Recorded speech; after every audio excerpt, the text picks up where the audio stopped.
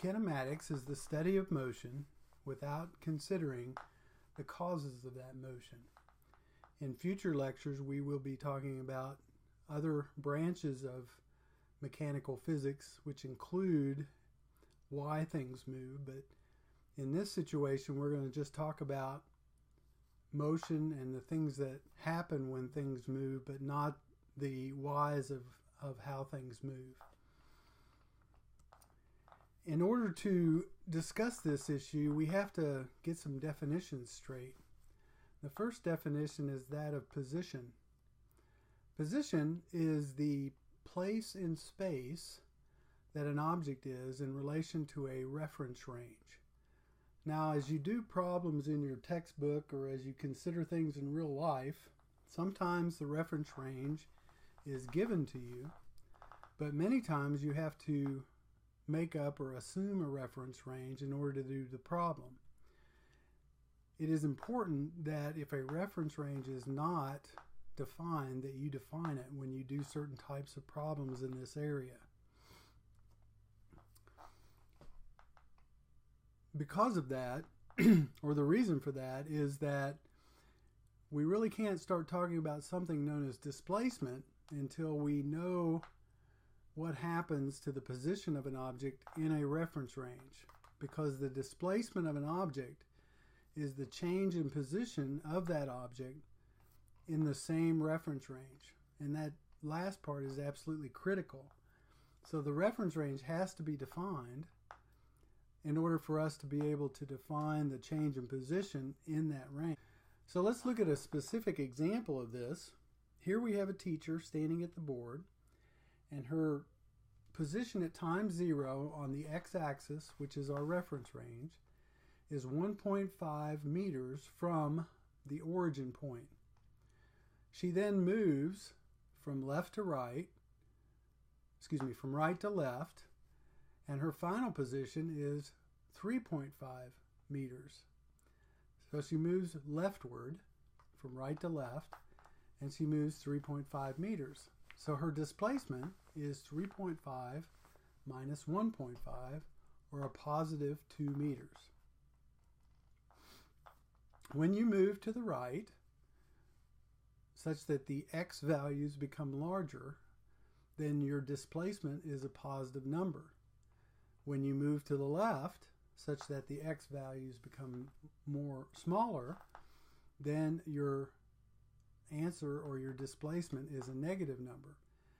Positive and negative give you an idea of the direction of motion, whereas the number 2 is the magnitude of displacement. So here we have another example, and in this case, a man starts, x0 is 6 meters, and that's up here near this seat right here. And he walks back this way, and his final position is at 2 meters. Again, this is in the x-plane reference range. So his displacement is 2 minus 6, or a minus 4 meters. The magnitude is 4, and the direction is to the left, or from right to left. Therefore, it's a negative number. Now, the distance that a person travels is irrespective of the reference range. In other words, it's merely the magnitude of displacement without consideration of the direction of motion. So the difference between distance and displacement is that the displacement also tells you the direction, whereas the distance only tells you the magnitude. The distance traveled is that total length of the path between the starting position and the ultimate ending position.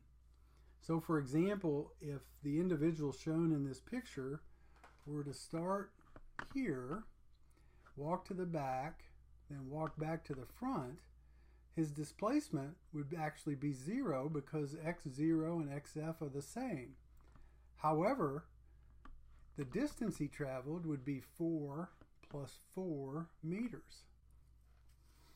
Now that brings us to a concept that we need to get very straight because we will be dealing with this for several weeks, and that's the concept of vectors versus scalars. These sorts of physical quantities can be either vector quantities or scalar quantities. A scalar quantity is a quantity that only has magnitude, but no direction. So it only has magnitude, but no direction. Whereas a vector quantity has both magnitude and direction. If you are expressing a quantity that's a scalar quantity, all you have to give is the numerical magnitude. But if you are expressing a quantity that's a vector quantity, you have to designate not only the magnitude with a numerical number, but also the direction. Now, previously in the slides that we've looked at up to this point, that direction is generally designated by either a positive or a negative sign. If it's traveling to the left, it's a negative. If it's traveling to the right, it's a positive. But as we'll see in future lectures, sometimes you have to become even more complicated in terms of how you designate direction. So distance, the thing that we've been talking about, distance, is a scalar quantity. It has only a magnitude, whereas displacement is a vector quantity. So it not only has to have a magnitude, numerical magnitude, but it has to have a sign that indicates the direction.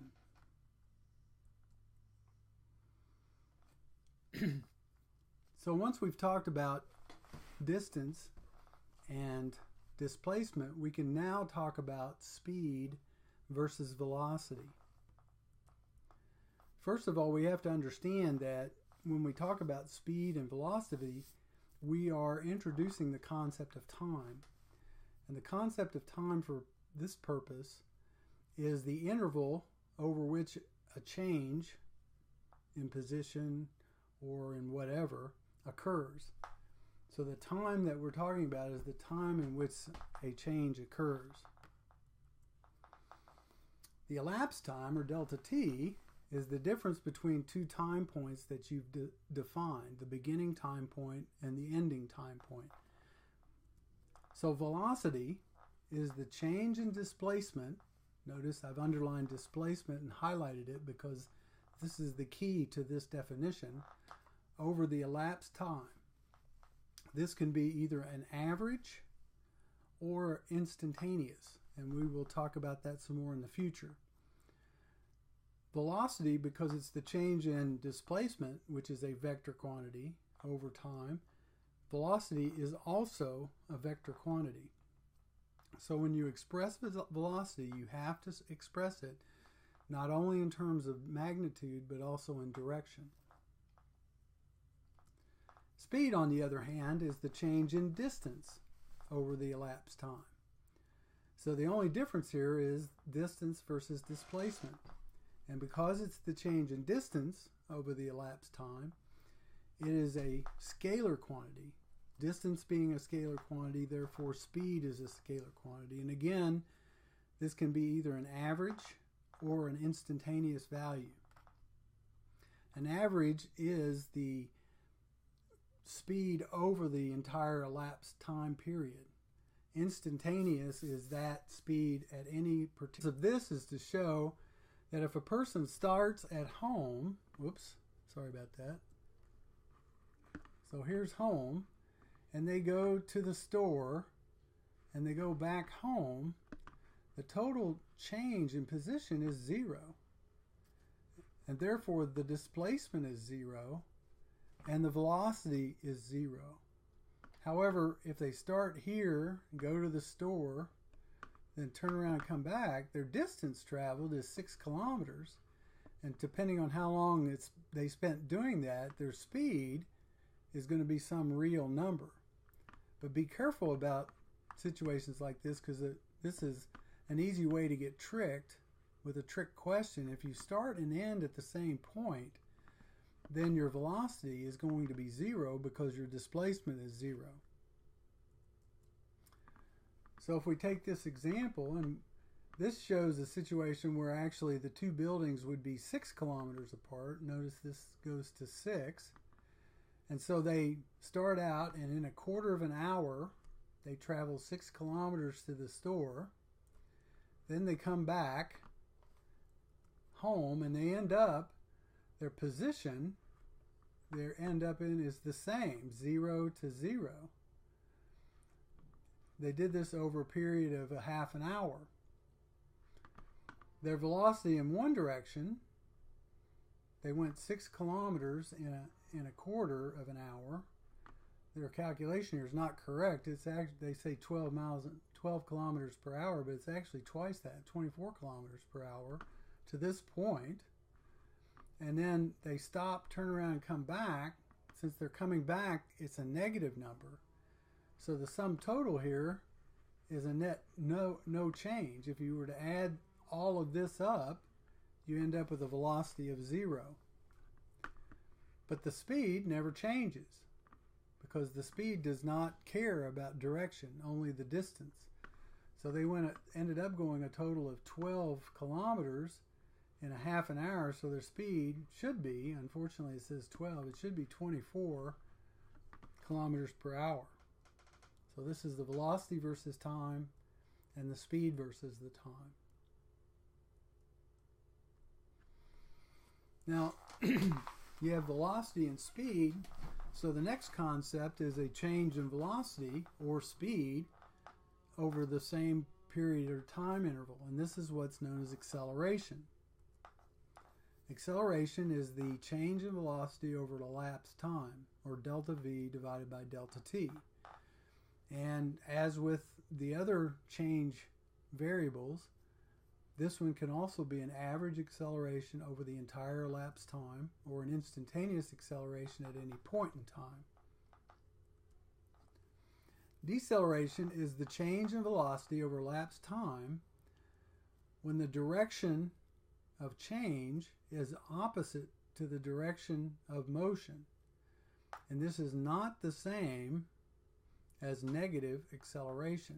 And I'll show you a diagram that shows the difference in just a minute. So here's the diagram. You have 4 possibilities. At the top you have both traveling from left to right.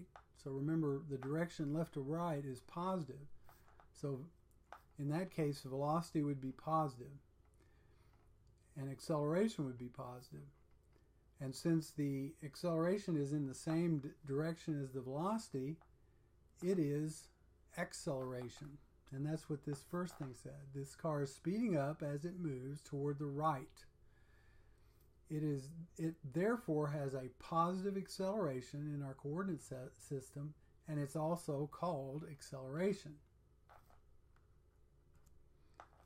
Now the second car is slowing down as it moves to the right. Therefore it has negative acceleration in our coordinate system because its acceleration is toward the left. Okay, so that's why it's negative. The car is also decelerating because the direction of acceleration is opposite the direction of motion. So the fact that the A arrow is pointed to the left means it's negative acceleration.